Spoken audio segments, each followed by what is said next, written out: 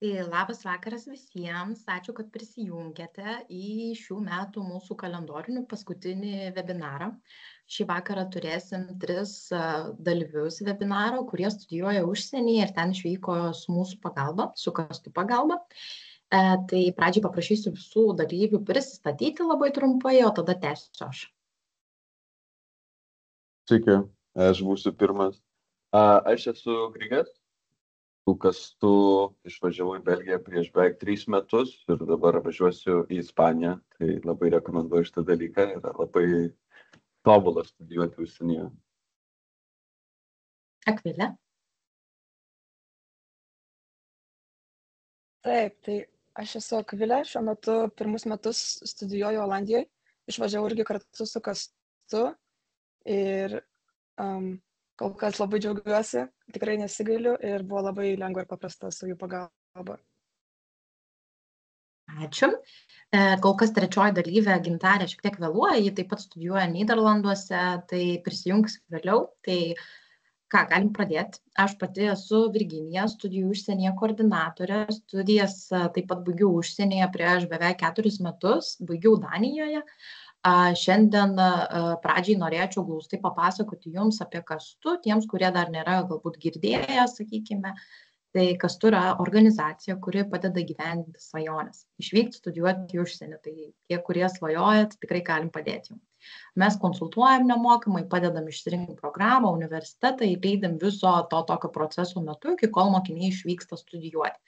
Dirbame jau 18 metų, per šį laiką Kastu padėjo į sustojimo procesu jau virš 7,000 žmonių, o atstovaujame iš vis 44 universitetus Europoje. Dirbame šiai dienai su 7 šalim, apie visas jums šiandieną papasakosiu atskirai, bet daugiausiai šiandien fokusuosimės būtent į Nyderlandus ir į Belgiją, nes čia vat ir studijuoja mūsų webinaro dalyviai. Tačiau prieš pradedant, sakykime, apie visas šalis, tai tikriausiai svarbiausias dalykas, kurį norėčiau padaryti, pradėti ir papasakoti šiek tiek apie mitus, kurie vyrauja apie studijas užsienyje. Tai pirmas mitas yra, kad studijuoti užsienyje yra brangu. Šitas dalykas turbūt gąsdina labiausiai. Tai iš dalies yra tikrai tiesa, bet viskas labai priklauso ir nuo pasirinktos šalies bei universiteto.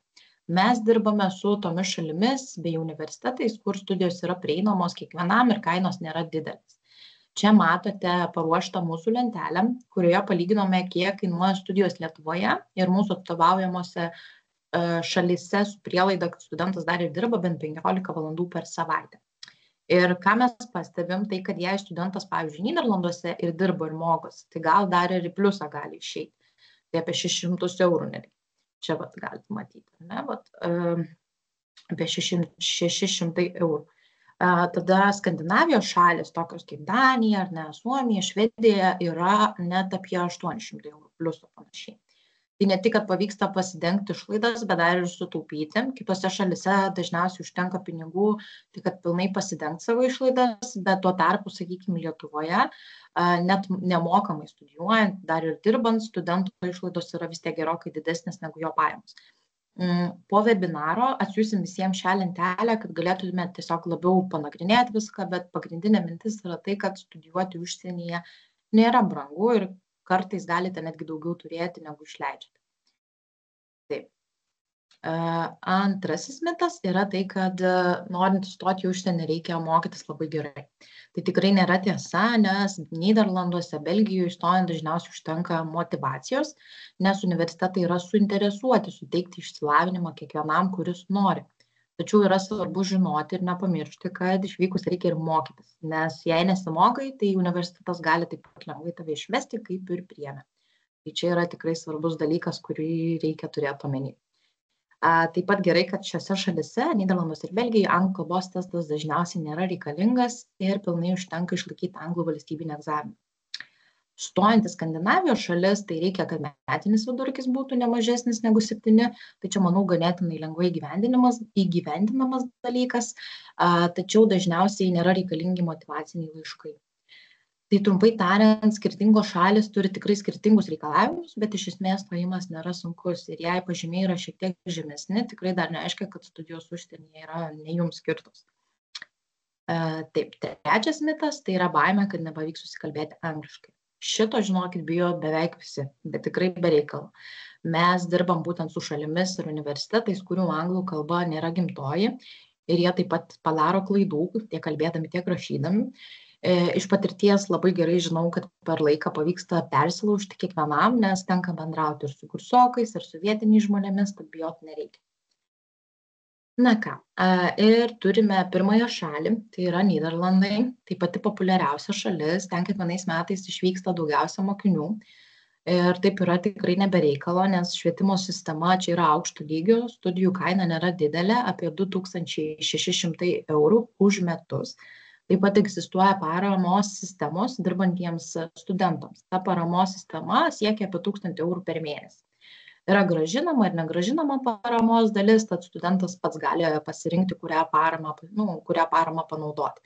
Taip pat yra galimybė pasimti paskolą studijų kainai padengti, jeigu yra tik toks poreikis.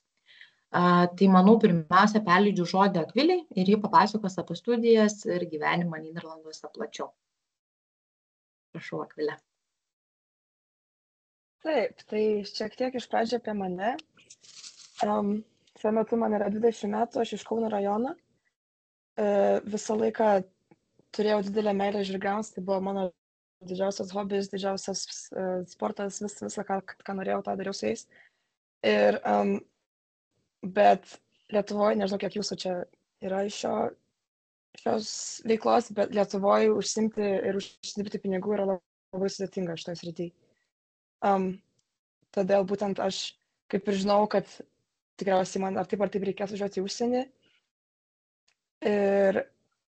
Bet nežinau kur, nežinau kaip, nežinau, man atrodė baisu, mane gąsdino. Todėl turėjau gap year ir tikrai nesigailiu.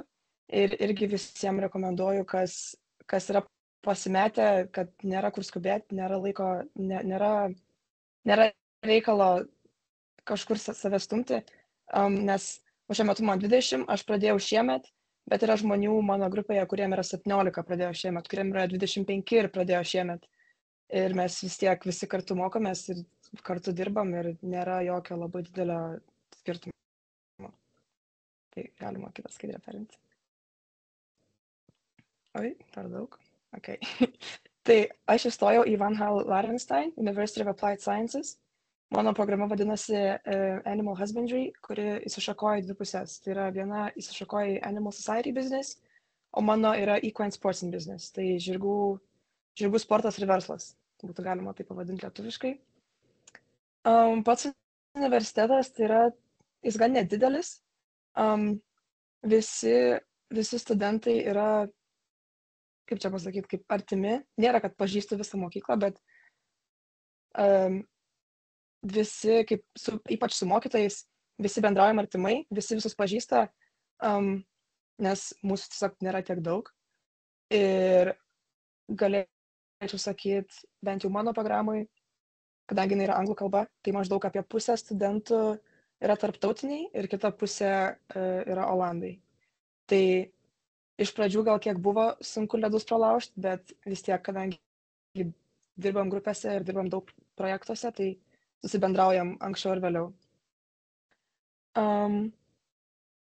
Kitas dalykas jau jūs minėjot irgi, bet pakartosiu dar kartą, kodėl pasirinkau būtent šį universitetą, tai kad nereikėjo anglų egzamino, nes aš nenorėjau eiti papildomų kursų, kad laikytis Jelsą ar kažką panašaus. Aplinka, miestelis, labai gražus ir jaukus. Čia yra nuotrauka pirmą kartą, kai prisnigo, visai nesenai, prieš savaitę. Šone matosi didžiulis dviračių parkingas. Taip, galima kitą skaidrę perimti. Tai labiau apie mano programą.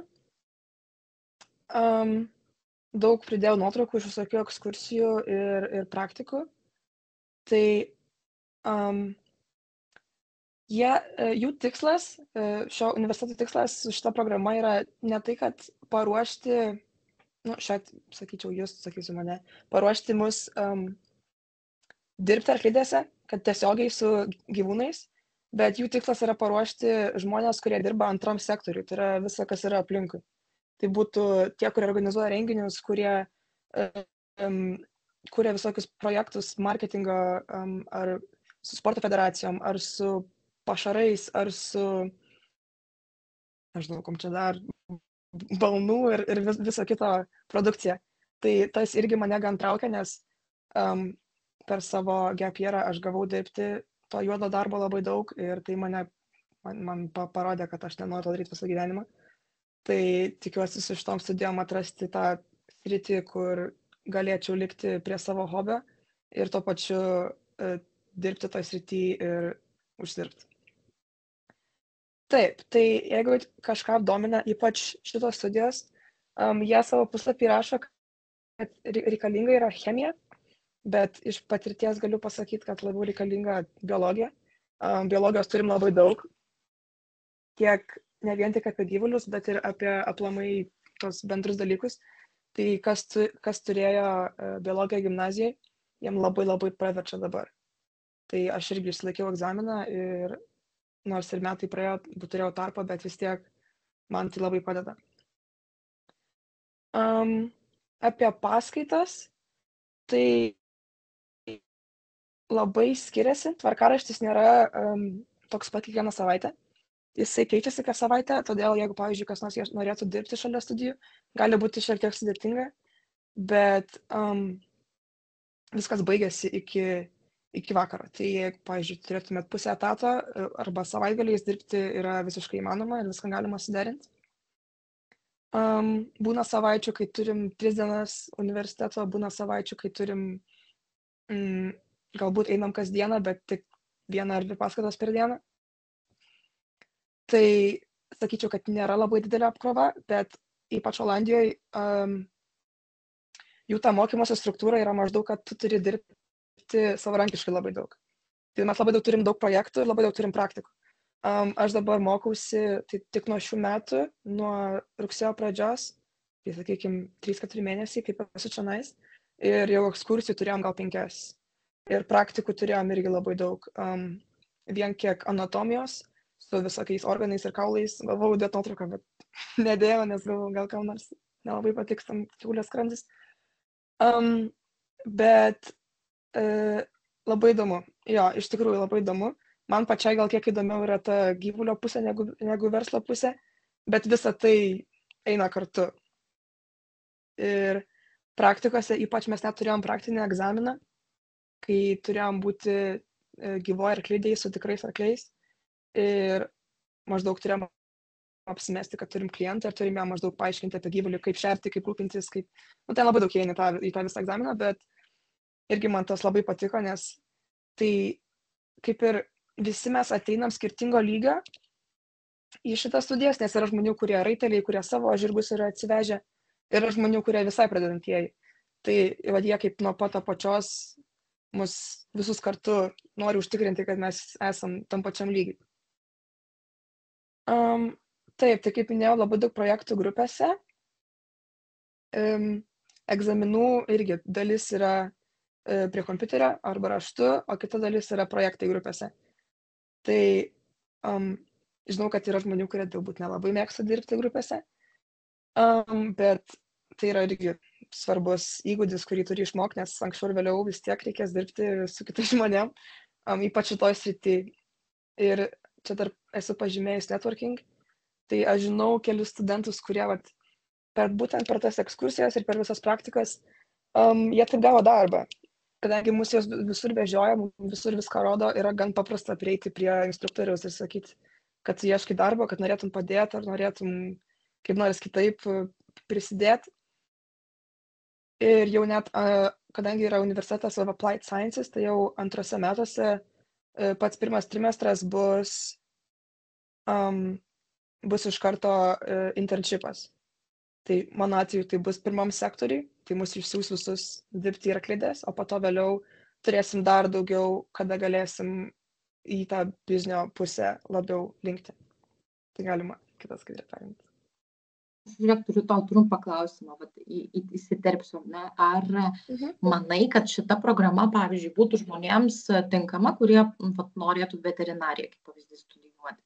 Nes neretai va tokių klausimų sulaukiam, tai labai įdomu iš tavo patirties, kai jau tu esi ten. Ne, čia su veterinarija yra dalis tos biologijos ir biomechanikos ir panašiai, bet jeigu tu nori būti tikras veterinaras, tai čia yra toks labiau tokie bendri apimti dalykai.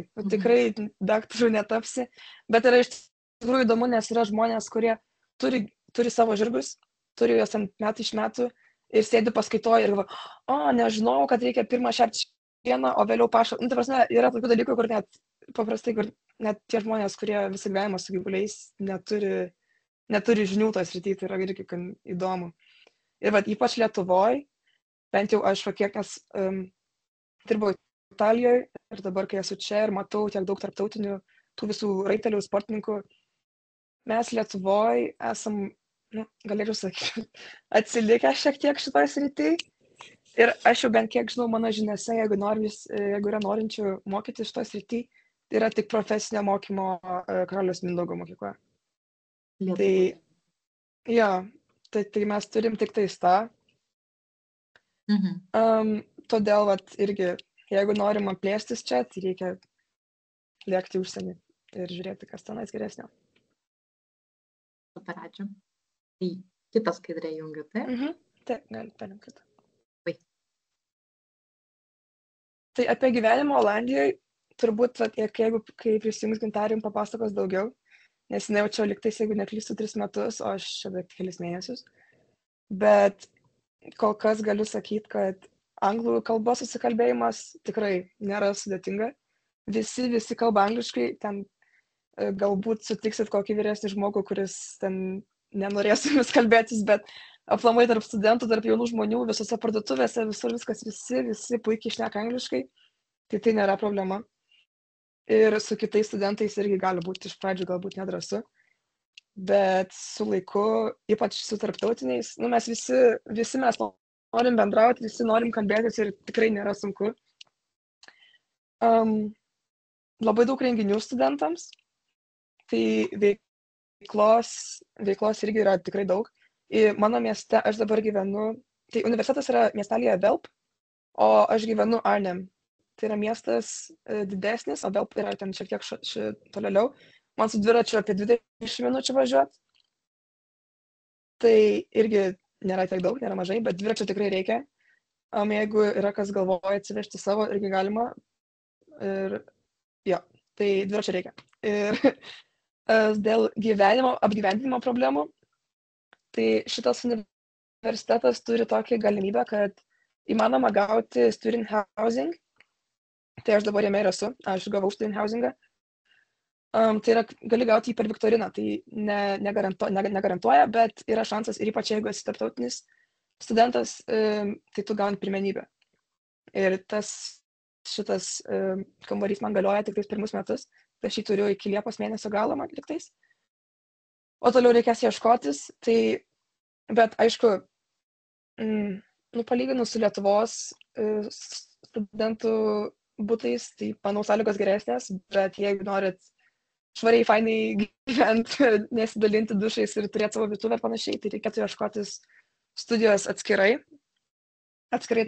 nuo universiteto suteikiamų kambarių, bet tai padaryti nėra taip lengva, tai būtent dėl to aš ieškau kambario per universitetą, bet pagrindinis dalykas, tai tiesiog reikėtų tai daryti iš anksto, per visokias Facebooko grupės, ar per kitus pažįstamus, ar per draugų draugus, o vėliau, nes mes irgi turėjom daug labai bendrų veiklų su studentais, kurie iš mūsų programos, bet yra ten iš 2 ar 3 metų ir panašiai.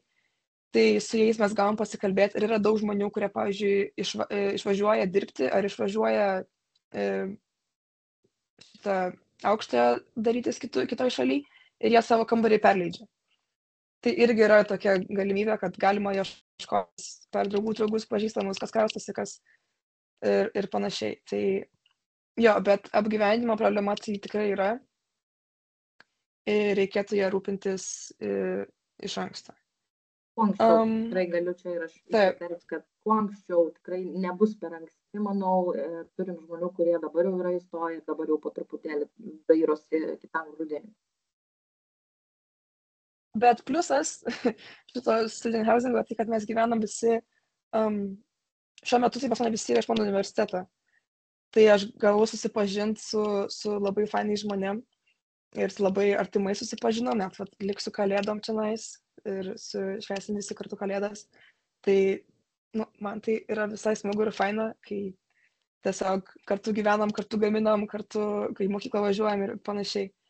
Tai irgi smagu. Ir mano šiam pastate dabar yra lietuvių. Aplamai mano studijose labai daug lietuvių. Tai ne vien kiek tarptautinių draugų atsiranda, bet ir iš Lietuvos. Aš jaučiu, kad mums tikriausiai taip atsitiko, nes žirgų verslo studijų daugiau nelabai kur ir yra. Tai visi sukritom čionais. Tai šiuo metu yra gal 7, kiek žinau, 7 merginos. O su manim kartu gyvena liktais 4. Tai irgi lietuvių galima rasti, galima atrasti savo bendruomenę. Ne taip ir sunku. Tai nesijungti taip vienišam, ar ne? Galbūt jeigu Lietuvos pasilikti. Na, taip. Tai ir apibendrint gal kiek, kodėl verta studijuoti užsienį. Iš mano patirties, aš kai išvažiavau iš Lietuvos, labai atsivėrė pasaulis, atsivėrė akis, atsivėrė viskas, nes kol neišvažiuoji, tol nesupranti, ant kiek mes esam maža šalis, kuo mes toksai kaimelis ten Europos viršuje ir niekas, ta prasme, tiek daug galimybių atsiveria, tiek daug pažinčių atsiveria ir tikrai daug dalykų pasikeičia, daug požiūrio pasikeičia ir norėčiau paraginti visus bandyti ir nebijot tų nepatogumų, kaip čia pasakyti, nevaržyti savęs, nes tikrai, aš iš miesto didesnio, aš mokiausi Kaune, bet vis tiek paėmus mūsų visą šalis kaip mažas miestas, tai labai labai verta įvažiuoti, mokytis dirbti, pamatyti, pakeliauti. Ir jo, tai linkiu visiems drąsos ir nebijot. Gerai, ačiū tavo, Akvilė, labai. Matau, kai kurie rašote klausimus, tai raginu visus tai padaryti, rašykite webinaro gale, tiesiog atidarysim visus klausimus ir studentai atsakys į juos. Taip, tai Gintarė, ar esi? Taip. Esi, ar ne? Va, labas. Sveiki. Tai klausom tavęs, leidžiam tau papasakoti šiek tiek. Gerai, tai šiandien šiek tiek papasakosiu apie savo patirtį studijuojant Olandijoje ir pačias studijas, tai šiek tiek apie mane. Man yra 22 metai, šiuo metu esu 4 kurso studentė, tai jau labai arti iš finišo tiesiosios. Lietuvoje esu iš Jonavos ir labai mėgstu keliauti, skaityti, bandyti naujus dalykus. Ir žinoma, maistas yra neatsiejama mano gyvenimo dalis ir dėl to aš pasirinkau studijuoti maisto technologijas. Ir labai ilgai mąsčiau, ar pasilikti Lietuvoje, ar išvažiuoti į užsienį studijuoti tą pačią programą, bet galiausiai tas smalsumo noras nugalėjo ir pasirinkau studijuoti Van Hal Larenstein universitete Olandijoje. Ir iki dabar manau, kad tai buvo vienas geriausių mano pasirinkimų, nes visos žinios ir visa patirtis, kurią gavau, buvo tiesiog neįkainojama. Tai kaip minėjau, studijuoju maisto technologijas Van Hal Larenstein universitete. Jį galite matyti kairėje pačiame viršuje. Jis yra ganėtinai nedidelis, bet aš sakyčiau labai jaukus, apsuptas daug gamtos, žalumos ir pačios klasės yra ganėtinai nedidelės, bet manau, kad tai yra pliusas, nes gali susibendrauti su visais savo klasiokais artimiau ir nėra to nejaukumo klausimų dėstytojų ir taip pat su jais labai gerai susibendrauji, tampi tokiais kaip ir draugais, nes jūs galite matyti dešinėje pačiame viršuje mūsų nuotrauką laboratorijoje, ten pačiam gale rankas iškėlė yra mūsų dėstytojai, kurie patys ir suorganizavo tą fotosesiją mūsų paskutinės laboratorinės praktikos metu. Tai manau, kad tai padaro labai jaukią atmosferą mokytis ir paskatina tave norėti eiti tas paskaitas, norėti sužinoti daugiau ir nebijot klausti. Tai tas dydis gali būti netgi ir geras dalykas. Taip pat šitas universitetas labai skatina praktiką, kadangi tai yra taikomųjų mokslų universitetas. Mes gauname apie beveik 1,5 metų praktikos, tai manau yra labai didelis pliusas pradedant dirbti. Ir taip pat mes važiuojam į labai daug ekskursijų didelėse ir mažose kompanijose, kad pamatyti, kaip vyksta visas tas darbas iš vidaus, kaip veikia tos kompanijos, kaip vyksta maisto produkcija iš vidaus, kas yra labai įdomu. Sužinojau labai daug ir, man atrodo, vienas įsimintiniausių tokių dalykų buvo, kaip mūsų universitetas nusivežė mus į vos ne didžiausią tarptautinę pasaulio maisto mugę Kiolne, kur susirinko kompanijos iš apskritai viso pasaulio, to pačiu ir iš Lietuvos, ir turi galimybę pamatyti tiek daug ir pabendrauti su tiek daug žmonių, kad tai yra tiesiog wow. Ir taip pat galėčiau paminėti, kad šitas universitetas turi labai gerą susisiekimą. Tai, kaip jau minėjau prieš tai, jisai yra mažame miestelėje Velp, kuris yra arti Arnemo. Tai viskas yra susieta dviračių takais, traukiniais ir autobusais, tai problemų nuvykti jį tikrai neturėtų būti. Taip, gal kitą skaidriau. Tai čia buvo šiek tiek apie visą tą universitetą, o dabar papasakosiu gal labiau apie gyvenimą Olandijoje, nes vis tiek tai yra kita šalis, kitokia kultūra.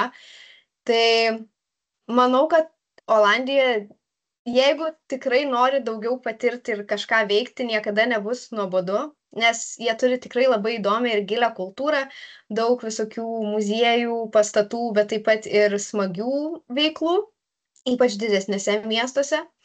Tai manau, kad čia tikrai nėra nuobodu, bet yra dalykų, prie ko reikia priprasti, tai yra, pavyzdžiui, žmonių tiesmukiškumas, kas Lietuvoje turbūt nėra labai populiaru, bet čia tikrai nenustebkit, jeigu pasakys kažką labai atvirai ar tiesmukiškai jums, nes žmonės čia labai vertina tiesą ir jūs savo nuomonę. Tai va, bet šiaip, nepaisant to, jie yra labai šilti ir nori tave priimti, nori bendrauti. Ir tikrai nemanau, kad būsit atstumti ar palikti vieni, nes jiems patiems Olandams yra įdomu sutikti naujas kultūras, jie labai mėgsta keliauti, dėl to manau, kad jie yra labai geri bendravimo atžvilgiu. Bet taip pat yra labai daug problemų su apgyvendinimu, ką jau ir minėjau, reikia ieškoti labai iš anksto.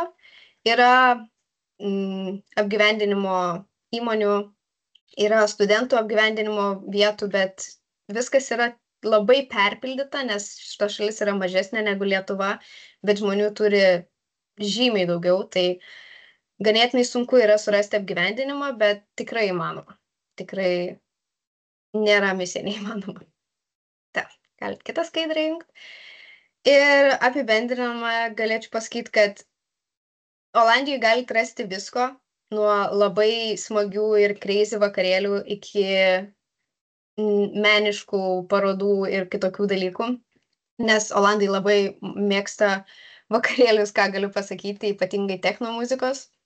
Tai nėra nuobodu, bet taip pat čia atsiveria labai plačios profesinės galimybės, dėl to, kad čia yra įsikūrę tiek daug pasaulinių įmonių ir tu su jom gali tiesiog susisiekti, paprašyti praktikos, gal po to pasilikti ir kaip ir laikinoj darbo vietoj, nes netgi savo asmeninės patirties per savo praktikos metus aš atlikau praktiką Coca-Colai ir Med Johnsons, kas yra Johnsons & Johnsons ta vaikų produktų linija, bet čia buvo tiesiog specifiškai gaminant vaikų mišinukus kūdikių.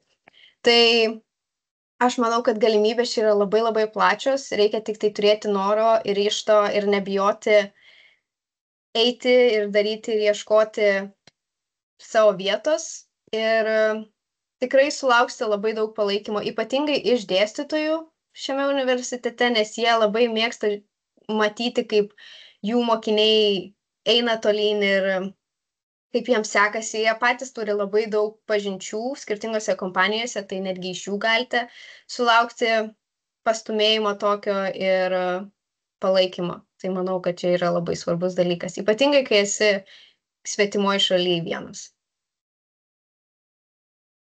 Tai jo, tai tiek iš manęs. Ačiū tau už prezentaciją. Tai tęsiant tada toliau. Keliamės į Belgiją. Iš esmės čia daug tikrai labai bus panašumų su Olandija, nes mes dirbame būtent su universitetais, kurie yra įsikūrę olandiškoje dalyje, bet ir ta visa švietimo sistema yra tikrai panaši. Gera žinia tokia, kad Belgijoje studijos kainuoja mažiau, tai yra 1116 eurų metams. Tai šitas dalykas daro Belgiją dar labiau patrauklę, o studijų trukmė yra tik 3 metai. Trečiasis mūsų webinaro dalyvis, Grigas, mokosi būtent šioje šalyje, tai dabar perleidžiu tokio žodį tau. Sveiki, draugai ir draugės. Aš esu Grigas Vancevičius. Šiaip esu Vilnietis, gimęs, užaugęs Pilaitėj, jeigu kažkam tai yra aktualu, bet šiaip iš Vilniaus esu. Nežinau, ką galiu daug pasakyti apie save. Esu kūrybingas, smalsus, laimingas žmogus. Labai pasikeičiau išvykęs iš Lietuvos.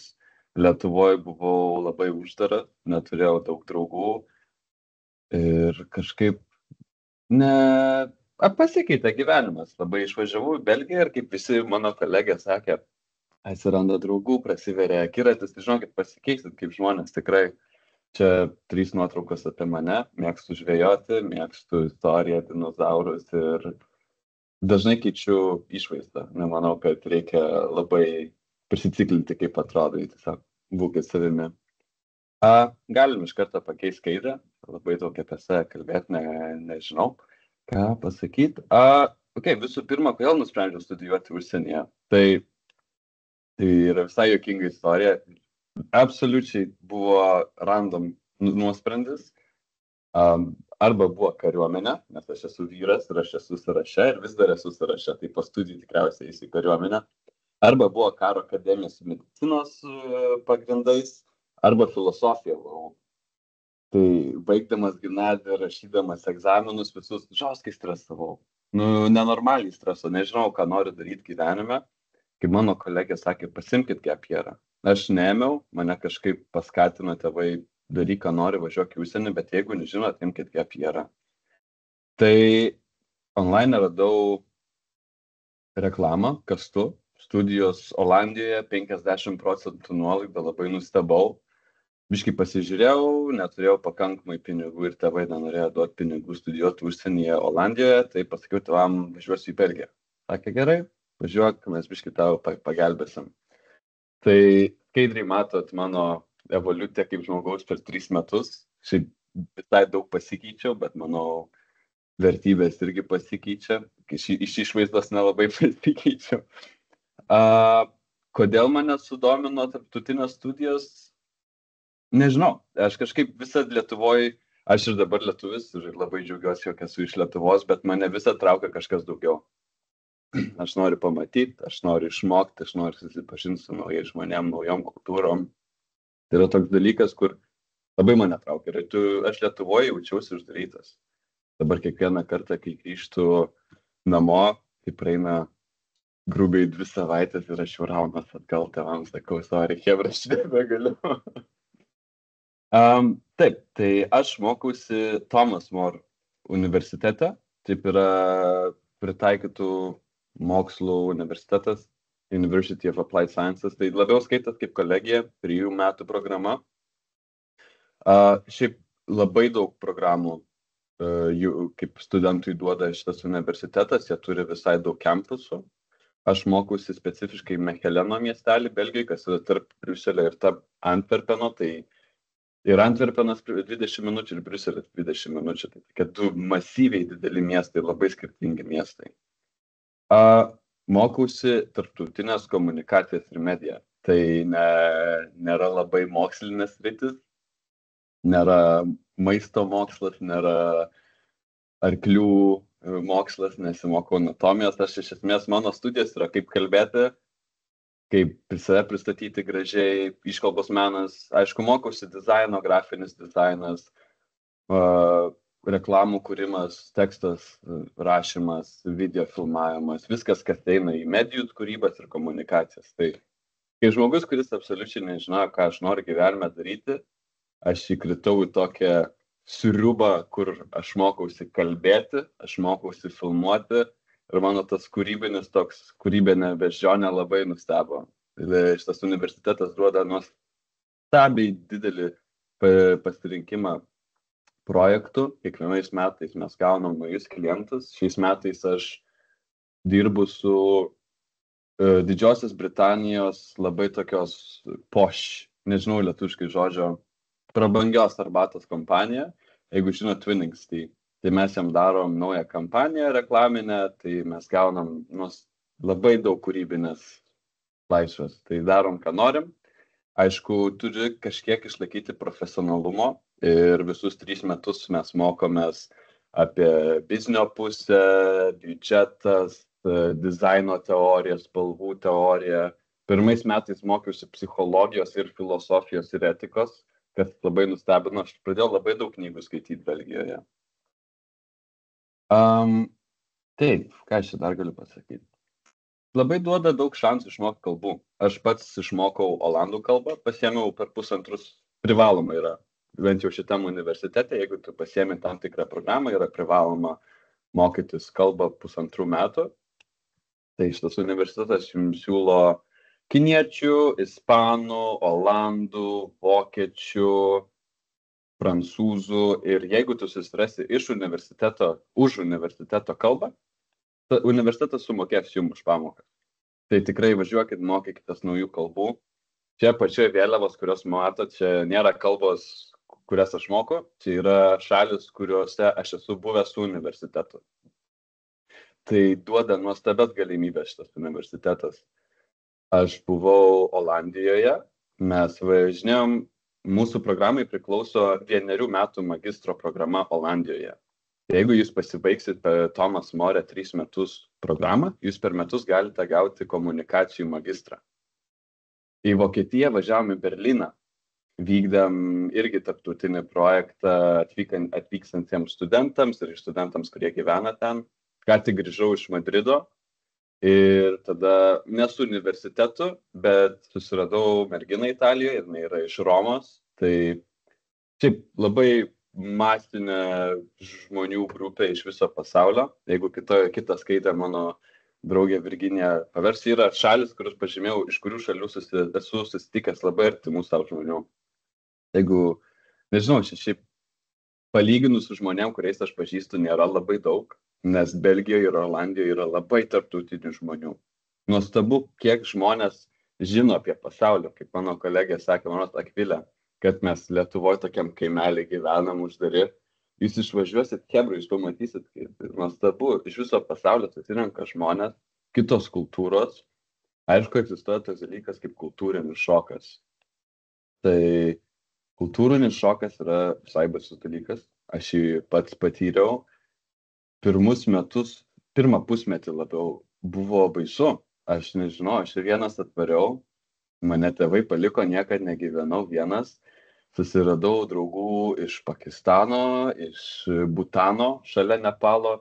Turiu visai daug draugų iš Sirijos, iš Libano, kas Lietuvoje mes gyvename su tokia, sakyčiau, nelabai liberalia medija. Kas reiškia, kad mes esam prieš radikalius islamiečius ar prieš tam tikras grupės, bet jūs susitikę su tai žmonės suprasit, kad tai yra žmogus, tai yra tavo kraujas, tai yra tavo brolis. Tu supranti, koks pasaulis yra susijungęs. Čia matau, klausimai važinėjo, ar Belgija, Olandija suteikiama paskola studijoms. Ne. Už studijas man padeda tėvai, bent jau pirmus 2 metus. Mokėjo 1000 metus, su nuoma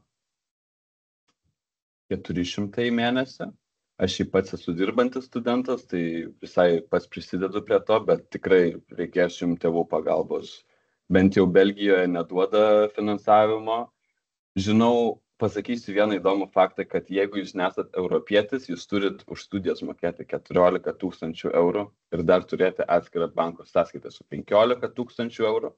Tai jūs biški pagalvokit apie kokias privilegijas jūs turit gyvenant Europoje ir tikrai naudokit šitas privilegijas ir visus šansus, kurius gaunat išvažiuoti ir pamatyti kuo daugiau pasaulio.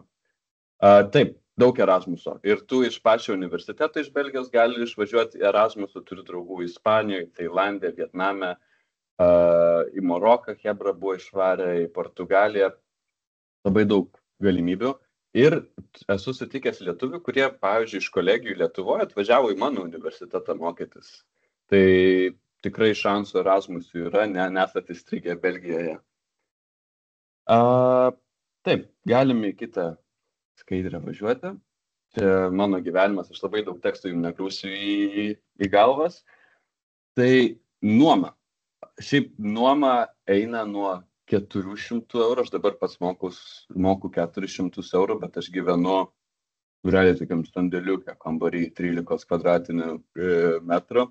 Bet nuoma gali kilti iki 800 eurų, bet tada jūs jau gaunat ir studiją privačią su savo dušu, savo virtuvę, viskas savo. Dabar aš name gyvenu su 6 žmonėm, kas nėra labai baisu, su visais susidraugavau. Ir šiaip nėra labai daug komunikacijos su jais, tai tualetas dažniausiai būna laisvas, virtuvė dažniausiai būna laisva, nėra labai baisu.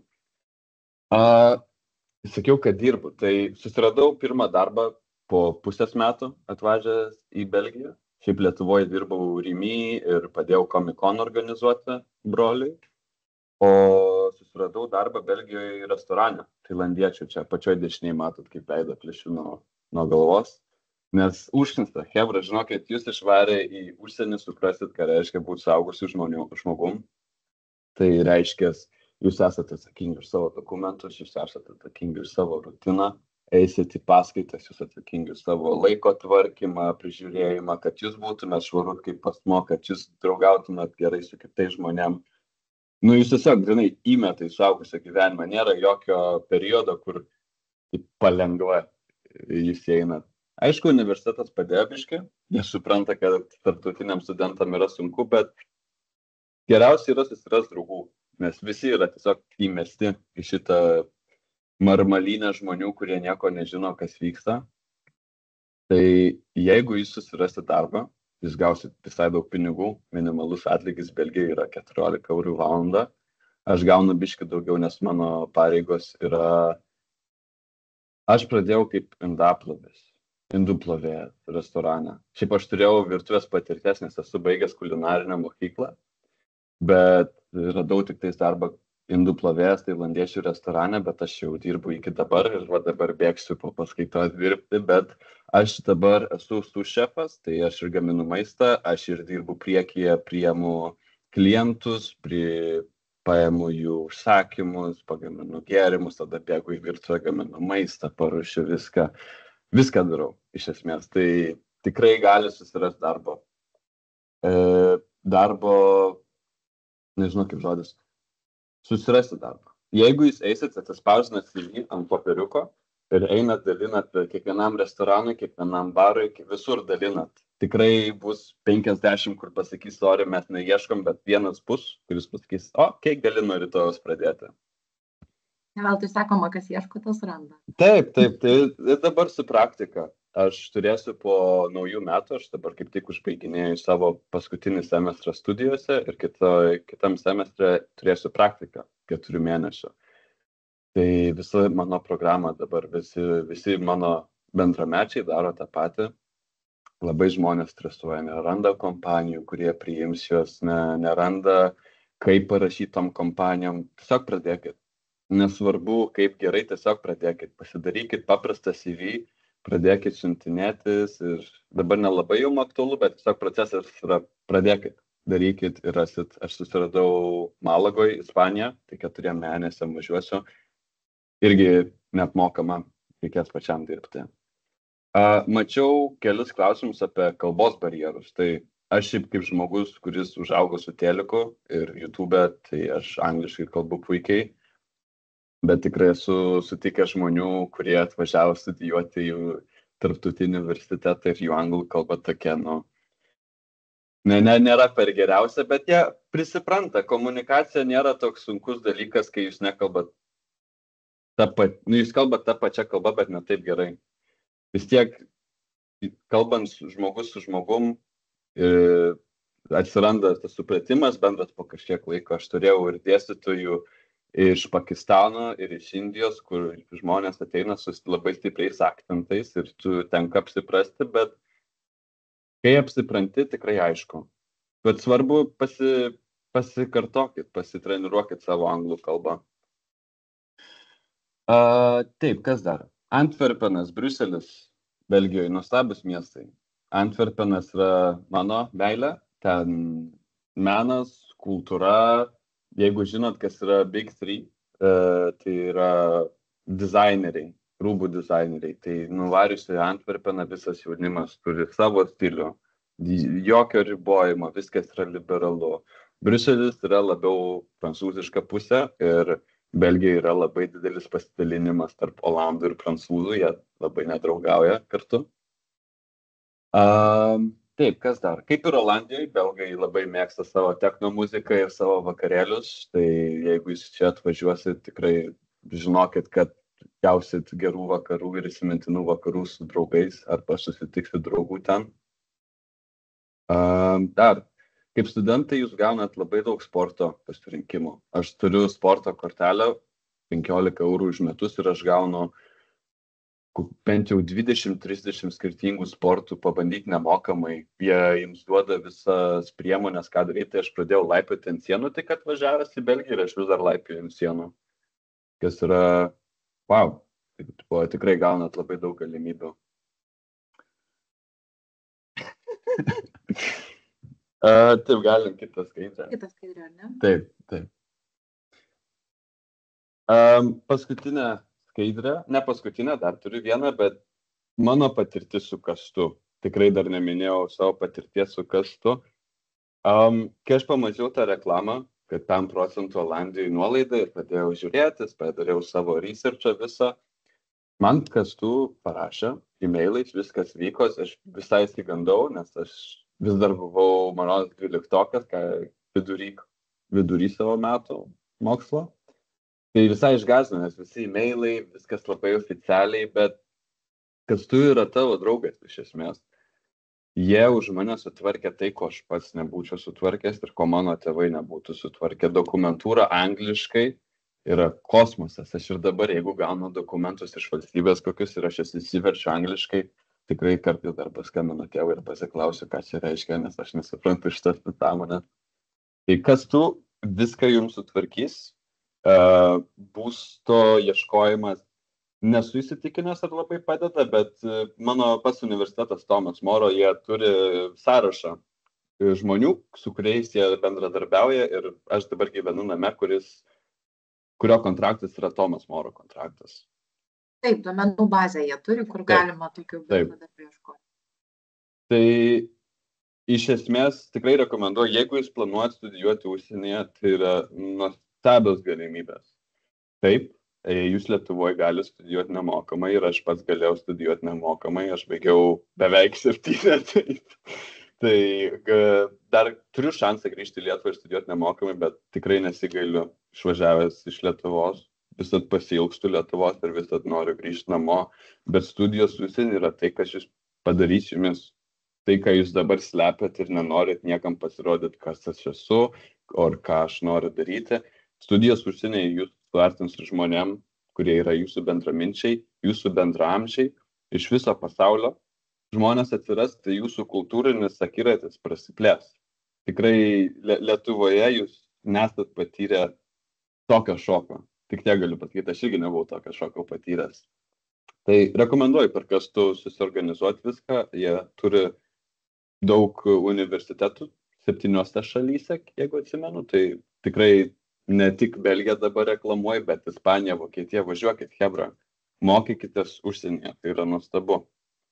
Briuselyje studijuoti ar verta? Asmeniškai ne. Bet praktiškai, manau, taip, tai yra visai nuostabus miestas, tiesiog man nepatinka Briuselis, nes ten atvažiavus Hebra atsisako kalbėti angliškai ir olandiškai, tai tenka bandyti verstis prancūziškai. Šiaip rekomenduoju Antverpeną, nes ten yra jaunesnis miestas biški, visi kalba puikiai angliškai. O jeigu jūs norite tokio ramesnio miestelio, tai aš gyvenu Mechelene. Ten, kur bazuotas yra Tomas Moro, yra 3 kampusai universiteto, labai daug programų jie siūlo nuo biznio įkūrimo, nuo turizmo ir viso managemento, nuo datos programavimo ir filtravimo iki mašinų ir mechaninį, maišosi anglų lietuvių kalba. Inžinerija, žodžiu. Inžinerija, iš esmės, taip, mechaninė inžinerija. Ir komunikacijos studijos, kas iš esmės yra viskas į vieną sukrūstą. Tai jeigu jūs nežino, ką daryti, atvažiuokit mokytis komunikacijos. Ir kita skaidrė yra biškai jums paskatinimas, kad aš irgi buvau kaip jūs, aš irgi dalyvavau prieš 3 metus šitam webinare ir aš jokių klausimų neklausiu ir po to parinausi, nes nežinojau, ką daryti.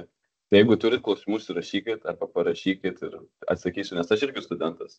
Aš esu 21 metų, tai jūs pagalvokite, kad čia nėra labai didelis amžiaus skirtumas. Taip. Ačiū tam labai. Baigėsi Labai mano ačiū, pristatymas. tikrai buvo įdomu, matosi, kad studijuoji tikrai komunikaciją, kaip sakai, moko save pristatyti, tai manau puikiai pavyko tau. Mačiau ir komentaruose, žinutėse jau yra tau pagirų. Jo, Tai ačiū ačiū, jums aš labai. tada tęsiu toliau, o paskui galėsim prieiti prie visų klausimų ir atsakyti juos. Taip, tai keliamės dabar į Skandinaviją, konkrečiau į Daniją. Studijos Danijoje yra nemokamos, plus dirbantis bent 10-12 valandų per savaitę, studentai dar gali gauti ir stipendiją, kur yra apie 914 eurų mėnesį, iš tikrųjų, čia nepataisytas skaičius praėjusiu metu. Čia yra skirtingi 2 tipų universitetai, yra ir koledžai, ir universitetai, tai studijų trukmė gali skirtis. Deja, šiuo metu Danijoje neturim tokio plataus programų pasirinkimo, kaip galbūt Belgijoje ar Nyderlanduose, bet studijos yra kokybiškos ir perspektyvios, tai turim IT ir inžinerinės programas. Taip, prašokau. Taip pat per KASTU galima stoti ir į Suomiją bei Švediją. Čia kaip ir Danijoje studijos yra nemokamos, taip pat egzistuoja paramos, yra gražinama ir negražinama dalis paramos, kuriomis gali pasinaudoti visi tie, kurie dirba bent 10 valandų per savaitę.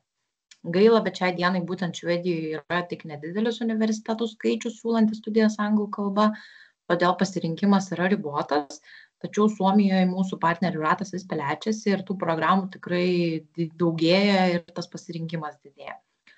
Studijose abiejose šalise tikrai yra vertos dėmesio, manyčiau. Taip, ir dar trumpai papasakosiu, kad dirbam su Vokietija ir Ispanija. Šitose šalise studijos vyksta vietinė kalba. Vokietijoje studijos yra nemokamos, o Ispanijoje nuo 800 iki 2050 eurų per metus kažkur. Čia jau priklauso nuo regiono, ta tiksli kaina. Kadangi Lietuvoje šie mokiniai retai kada turi aukštą vokiečių arba ypatingai ispanų kalbos lygį, tai visų pirma siūlome stoti į University Pathway programas, kurių tikslas yra išmokyti vokiečių arba ispanų kalbos ir, kaip įmanoma, labiau integruoti tą žmogų į vietinį gyvenimo būdą. O šios programos yra galimybė stoti į bet kurį Vokietijos ir Ispanijos universitetą ir jau ta kalbų mokykla padeda su viskuo. Tačiau tos Pathway programos yra mokamos, kaina ir trukmė priklausys nuo jūsų dabartinio vokiečių arba ispanų kalbos lygio. Taip, o kalbant apie stojimo procesą, tai visų pirma reikia išsirinkti studijų programą ir universitetą. Mūsų turimas studijų programas jūs galite visi matyti studijų paieškos sistemoje, kurią rasite kastu.lt. Ten galite filtruoti pagal programas, šalis ir matyti, kokius universitetus, kokios studijos yra galimos. Ir jeigu dar nežinot, kokią sritį norėtumėt studijuoti, tai rekomenduojam kreiptis pirmiausia į KASTU karjeros centrą ir pasikalbėti su karjeros konsultantais, kurie galės padėti išsigryninti, kur ir ką studijuoti.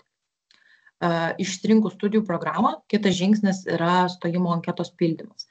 Tai tą stojimo anketą galite taip pat rasti kastu.lt tinklapyje, užsiregistruojat, užpildot, prisegat dokumentus reikalingus, išsiunčiat iki tam tikro termino, o tie terminai įvairūs yra iš tikrųjų nuo šalies labai priklauso, tai iki kovo 1 Danijai reikia išsiųsti, iki balandžio 1 dienos Nyderlandai bei Belgija, o Suomijos terminai tai labai priklauso nuo universiteto.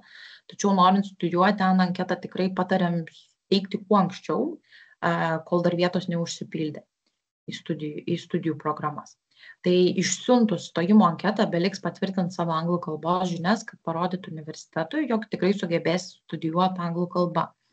Tam yra tokie 3 būdai, pavadinkim. Tai pirmas būdas yra išlaikyti tiesiog anglų kalbos brandos egzaminą ir mokytis anglų kalbą B2 lygiu. Ir nėra skirtumo, kokį balą iš egzamino gausit, svarbu yra jį išlaikyti. Kitas būdas yra Oxford testas, kurį organizuojame mes kastu. Ir trečiasis būdas yra IELTS, TOEFL arba Duolingo testas. Tai lentelė su informacija, kokie universitetai kokį anglų kalbos testą pripažįsta, irgi rasite pas mus tinklapyje. Na, o kalbant apie stojimą į Vokietiją, Ispaniją, tai reikia atlikti nemokamą kalbos lygio nustatymo testą, po kurio bus tiksliai jau aišku, kiek mėnesių reikės jums mokytis tos kalbos ir kiek tai kainuos. Taip, o toliau išsiunčiat anketą ir laukiat atsakymą. Jis būna pakankamai greitai, iš Belgijos, Nyderlandų per kelias savaitės netgi, iš Danijos tai gali užtrukti ir iki Liepos mėnesio. Gavus atsakymą galėsit pradėti jau ruoštis didžiausiam savo gyvenimo nuotykiui ir, kitaip tariant, studijom užsienį. Šiaip net ir dabar jau turim tikrai ne vieną 12-oką, kuris jau įstojo į universitetą ir studijas pradės dar tik 25 metų rudenį.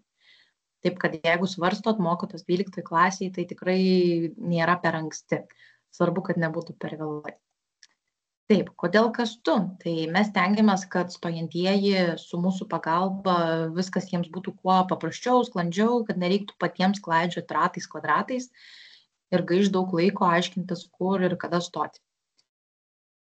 Taip, o kadangi esame savo srities profesionalai, turime 96% įstojimo garantiją ir iš esmės specializuojamės būtent į studijas užsienyje, nesiūlom jokių kitų papildomų paslaugų, tai čia mūsų pagrindinis darbas yra studijos užsienyje. Svarbu paminėti, kad visos mūsų paslaugos yra nemokamos, konsultuojam nemokamai, stojimo procesą organizuojam nemokamai, bet reikia sumokėti nedidelį įstojimo mokestį, 129 €. Jis yra mokamas tik tada, kai gaunamas pirmas priėmimo laiškas, o visos kitos paslaugos jums nieko nekainuos. Taip, jeigu palygintumėm kastu ir kitų įmonių paslaugas, tai tikrai matytumėm, kad stojimas į užsienį per kastu bus bent 4 kartus pigesnis jums. O taip yra todėl, nes mus finansuoja ES institucijos. Tai va, čia matote kontaktus konsultanto Vytauto ir mano. Gali tikrai drąsiai kreiptis arba į mane, arba į mano kolegą Vytautą ir mes jūs pakonsultuosim, papasakosim jums, atsakysime visus rūpimus klausimus. Tai ką, tai tiek ir tikrai labai norėčiau grįžti prie klausimų, kuriuos uždavėte mums. Pasižiūrėti nuo pradžių. Ir atsakyti, kiek spėsim.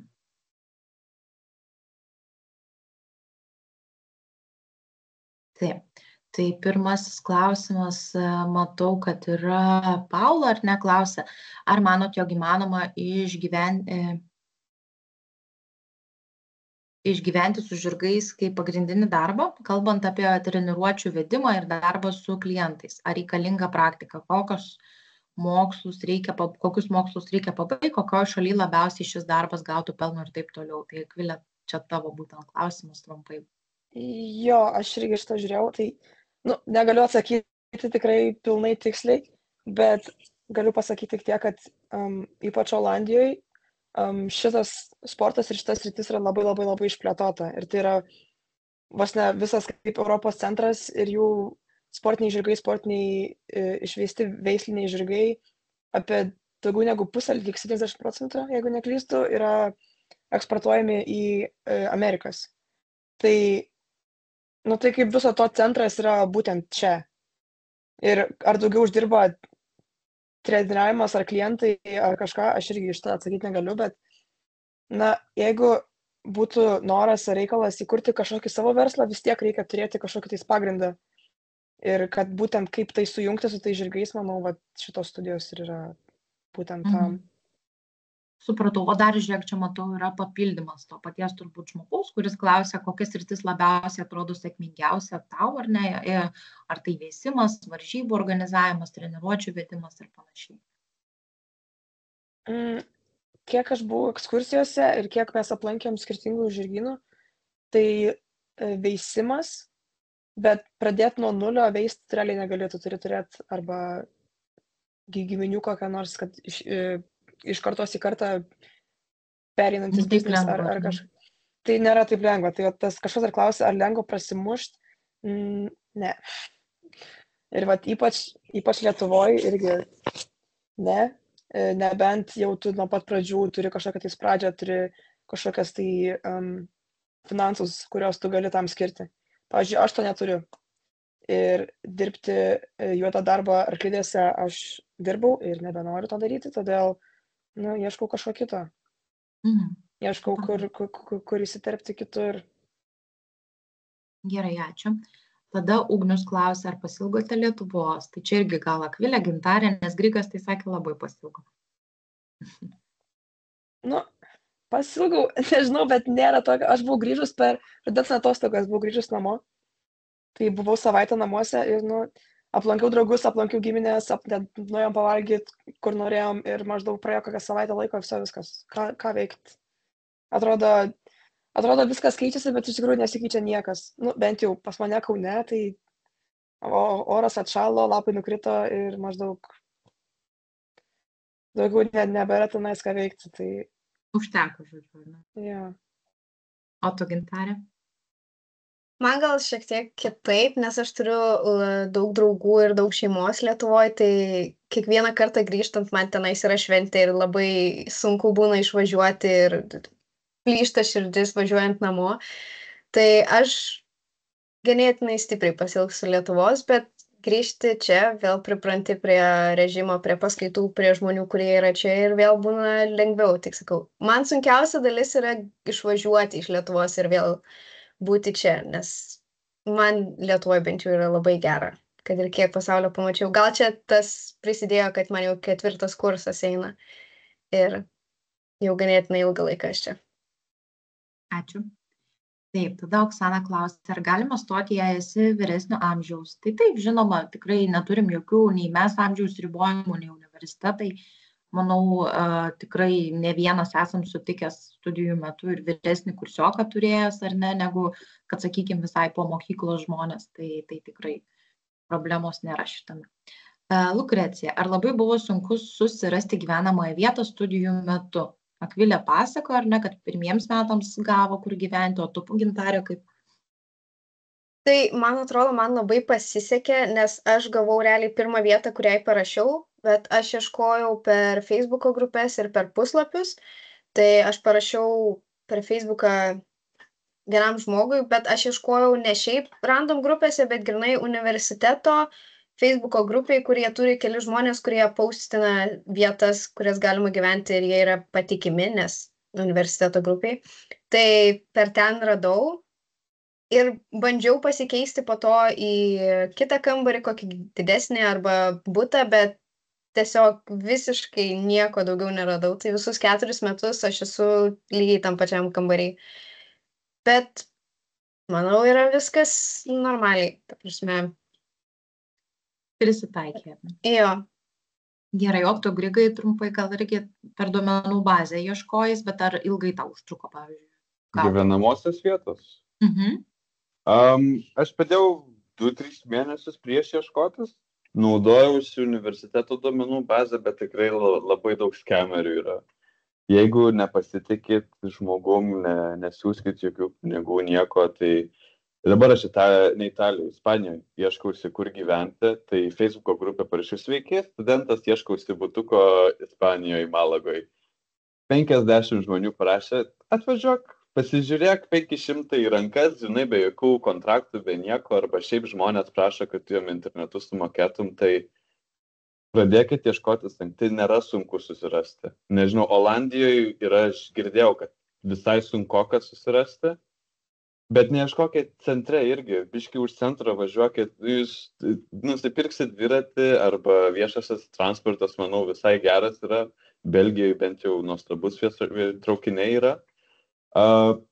Susirasit, aš tikrai pradėkit ieškotis, kainos kandžiojasi, bet čia ir jūsų gyvenimo vieta, tai kiek mokėsit, tiek ir gausit. Aš moku 400 ir gyvenu mažam kambariuke, bet man užtenka, aš nesu labai materialus žmogus.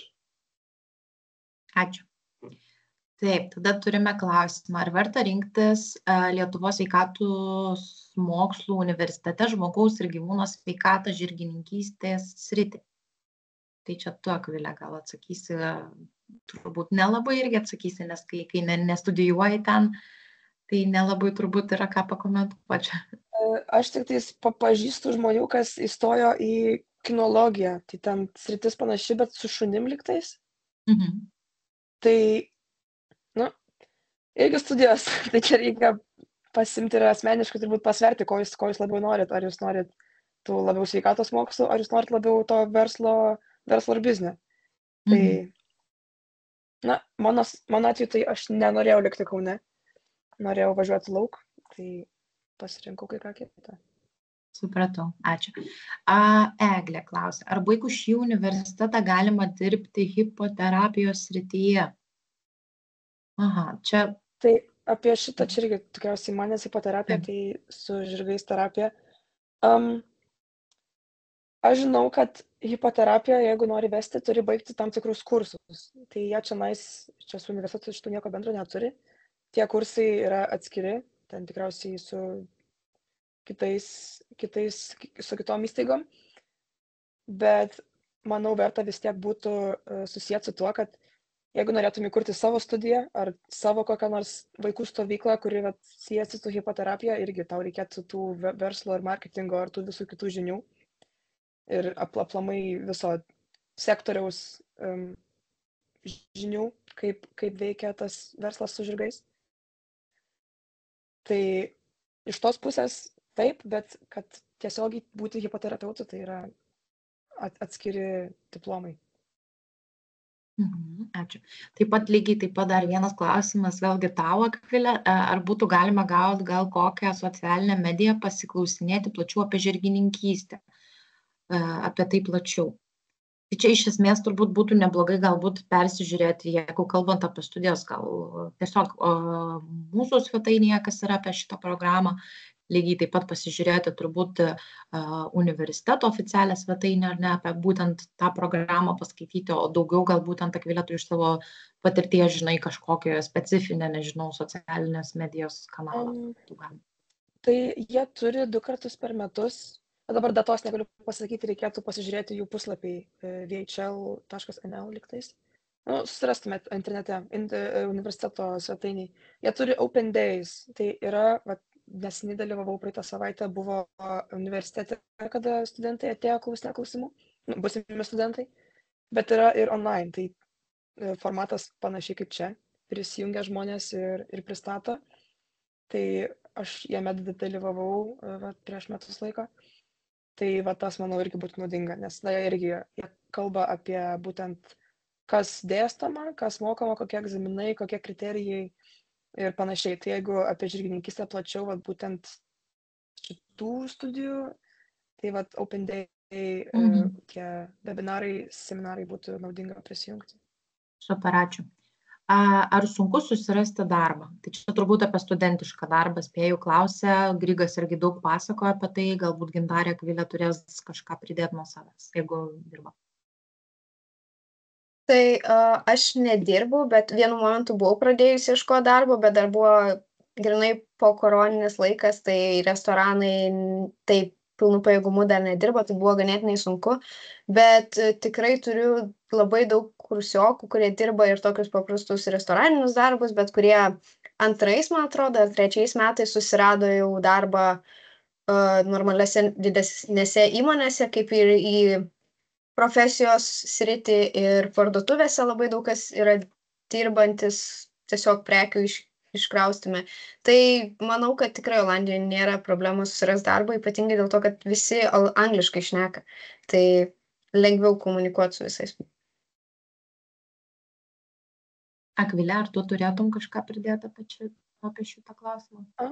Kaip ir galėčiau tą patį pasakyti. Aš pati nedirbu, kol kas mane remia tėvai pilnai, bet tikrai daug žmonių pažįstu, kurie derina darbą ir studijas kartu. Ir įsidarbint gal būtų kiek sunkiau kur nors centre ar kur nors, kur yra tas customer service, nes jie galbūt galimai norėtų žmogaus, kuris kalbėtų jų kalbą, bet aplamai ar kraustyti prekes, ar nežinau, pažįstu žmogų, kuris dirba pet sitter, tai kaip auklytė gyvūnų. Irgi variantas. Nu, ta prasme, jeigu yra laiko ar norisi darbo, tai tikrai įmanoma surasti.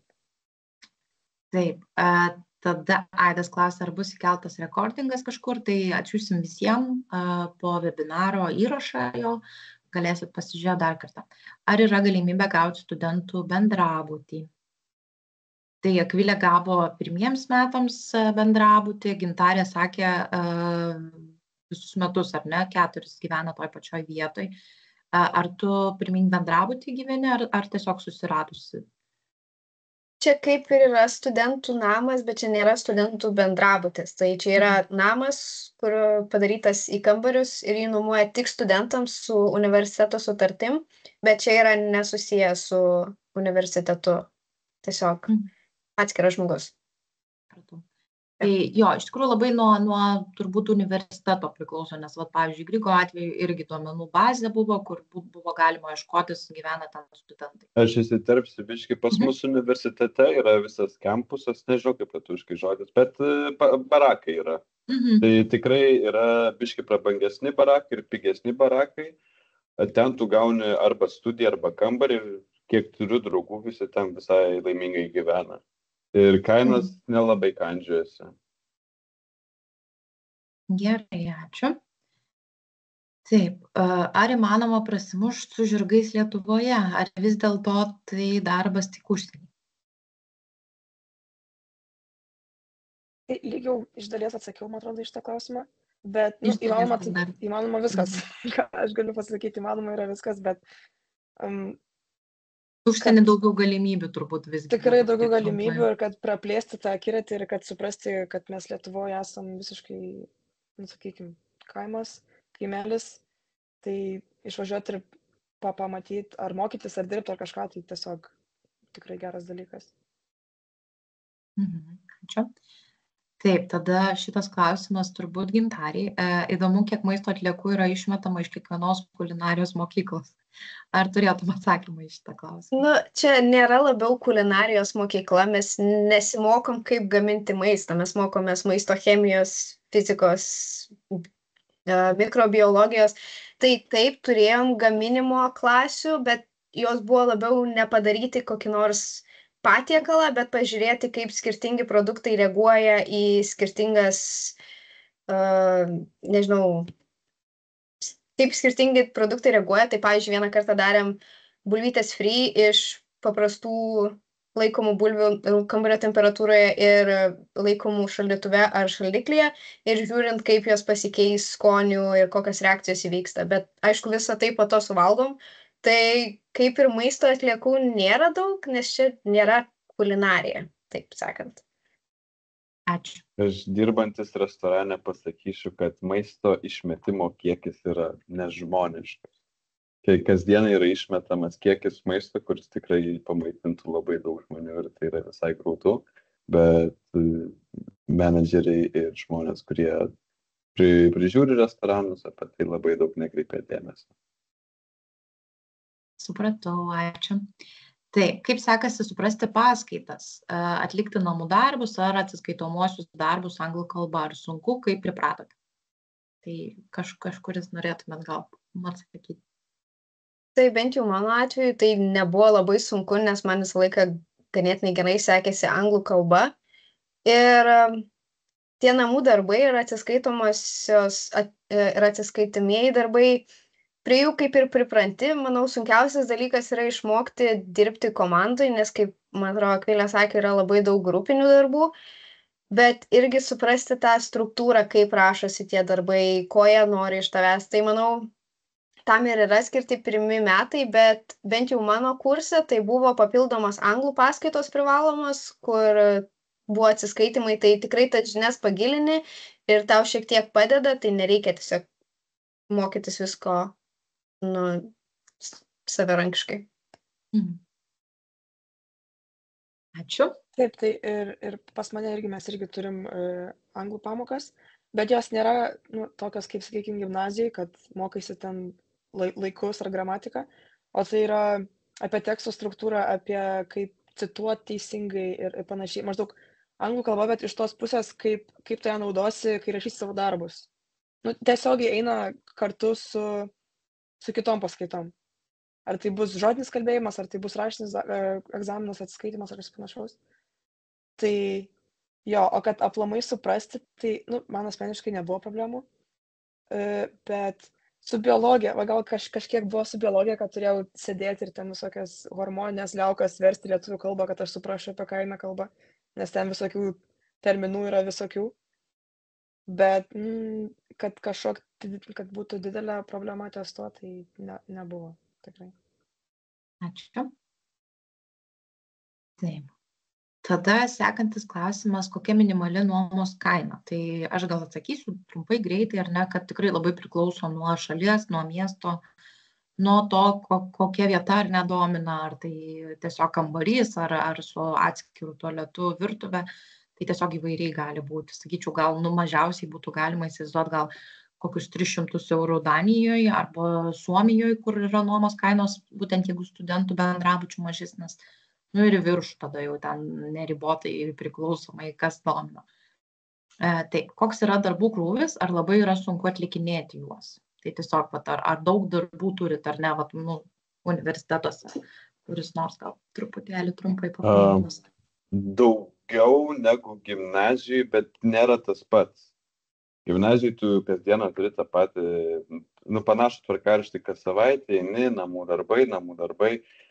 Universitetas yra panašus dalykas, bet tu gauni daug laisvės pasirinkti, kada tu nori dirbti ir pasirinkti, kaip tu nori atlikti savo užduotas užduotis. Tomas More, taip, tu gauni daug krūvio, nes tai yra naujas dalykas, ką tu mokaisi. Tu mokaisi. Tai tu moki pinigus už tai, kad tu kažką išmokim. Tai darbo krūvis tu gali nesimokyti ir tave gali išmesti iš universiteto, arba tu gali tau suteikti didelį darbo krūvį ir gerai atlikti darbus, ko tikrai priklauso nuo tavęs. Duoda daug darbo, manau. Tikrai jūs laiko kaip saugusius žmonės ir tikisi, kad jūs nebūsite tinginiai ir kad jūs norite ten būti. Tai būkit pasiruošę dirbti. Bet duoda ir laisvo laiko. Galima suderinti, žodžiu, viską. Taip, gal gali papasakoti plačiau apie maisto technologijų programą ir darbo galimybės po studijų? Taip, tai pati programa yra sudėta iš labai daug dalių, tai tu gauni ir fizikos, ir chemijos, ir mikrobiologijos, daug laboratorinių darbų, daug praktikos, kad pats padarytum, daug medžiagos ieškojimo, bet taip pat yra ir ta verslo dalis. Tai mes turėjom tą patį marketingą, consumer behavior, finansus, ekonomiką, kad suprasi, kaip veikia ta visa maisto industrija, nes tu nebūtinai dirbsi prie produkto kūrimo. Ir šitas universitetas, žinau, kad bent jau mano metu buvo pasirinkta 2 specializacijos, tai arba produktų kūrimas, kaip ir sakoma, arba maisto sveikata ir saugumas. Tai produktų kūrimas yra labiau fizika, chemija, daugiau verslo, marketingo, o maisto sveikata ir saugumas yra daugiau teisė, sveikata, biologija, medicina, sauga, kokybė. Tai aš pasirinkau būtent tą sritį ir manau, kad tikrai yra įdomu, bet kad ir ką pasirinktum, viskas yra labai susiję ir susimaišę, tai nes maisto produkcijai reikia žinoti labai daug. Tai va. O darbo galimybės, tai kaip sakiau, viskas, kas įeina į maisto produkcija nuo pradžios, nuo idėjos sugalvojimo iki planavimo, iki sukūrimo formulės ir iki pakavimo. Nu, kokybė, saugumas, absoliučiai viskas yra maisto technologija. Tai kad ir kuri dalis tau patiktų, tu visą laiką gali surasti tinkamą poziciją sau. Ir jeigu nepatinka grinai ta gamybos dalis, tu gali būti maisto marketinge, maisto finansuose. Labai daug dalių, bet aišku, pagrindinė yra produkcija. Ir viskas, ką gali daryti tenais. Ačiū. Taip, Jolanta klausia, ar Belgijoje, Olandijoje suteikiama paskola studijoms? Tai Belgijoje nėra tokių dalykų, bet Olandijoje galite šitą paskolą. Tai plačiau galima paskaityti pas mus irgi puslapį kastu.lt finansų skiltyje prie kiekvienos šalies. Taip, ar yra galimybė Tomas Moro universitete dalyvauti Erasmus? Tai bendrai visur, tikrai visi universitetai, su kuriais mes dirbam, bendradarbiauja su kitais universitetais ir yra galimybių Erasmusui tikrai tiek Tomas More, tiek visuose kitose universitetuose. Ar lengva darbelį kokį susirasti pusdienį? Tai manau, apie tai kaip ir šnekėjom nemažai, nes vis tiek studentai ir dirba dažniausiai, kaip sakant, nepilnu etatu pusdieniui. Tai Grigai, pavyzdžiui, kaip pačia klausimas, ar lengva darbelį kokį susirasti pusdieniui? Taip, aš čia bandžiau atsakinėti klausimus čate, nes skubu. Galit susirasti darbą, aš pažįstu žmonės, kurie dirba vieną dieną į savaitę, aš pažįstu žmonės, kurie dirba kasdieną į savaitę, tai tikrai yra visai lankstus grafikai, ypač studentam. O kalba ar nėra barjeras didelis? Nebūtinai. Tikrai kai kurios darbovietės prašo, kad tu kalbėtum arba olandiškai, arba prancūziškai, bet aš pasirinkau visai atsitiktinai tailandiečių restoraną ir ten niekas nekalbėjo olandiškai.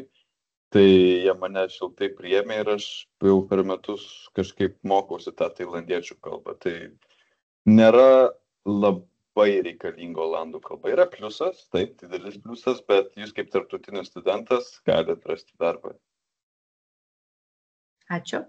Ar yra lengva Belgijoje susirasti gyvenamąją vietą? Tai vėlgi čia turbūt aš greit bendrai atsakysiu, nes kartojasi daugmaž, kad tiesiog priklauso tikrai nuo miesto, nuo universiteto, ar turi bendrabučių, ar bendradarbiauja su kažkokiam apgyvendinimo įmonėm. Tai tikrai įmanoma susirasti ir kiek galėsim ir mes padėsim iš savo pusės, suteikdami visą tą informaciją, primindami, kad tai reikia daryti. Tai tiesiog svarbu įstoto, tada jau būsto klausimai ir svarbu nepasakyti nebematyti. Taip. Studijuojant ir dirbant tuo pačiu metu, kiek lieka laiko miegui? Grigai, ar užtenka laiko tau pamiegoti? Taip, aš myliu miegą. Aš miegu beveik po 10 valandų į dieną, jeigu gaunu. Šiaip, aš dažniausiai baigiu darbą 10-11 valandą. Tai grįžti namo, išsimaudai, pavalgai, miegot, keltis į univerą arba 8, arba kartais nebūna. Priklauso labai. Tikrai studentai nemiega geriausiai, neturi nuostabiausių miego grafikų, bet aš manau, jeigu jums labai reikės to miego, reikės darbo, jūs susibalansuosit savo laiką kažkaip. Taip, ačiū tau. Taip, tada čia į kuriuos matau atsakai, jau ir kalbėdamas, o dabar dar klausimas iš Gabijos, o stojant į užsienį reikia brandos egzaminų ar 12 klasės pažymių. Tai stojimui grinai reikia pažymių, jeigu mokaisi 12 klasiai. Ir iš esmės didžioji dalis programų, aišku, yra tam tikrų išskirtinių atvejų, kuomet reikalauja tam tikrų išlaikytų egzaminų.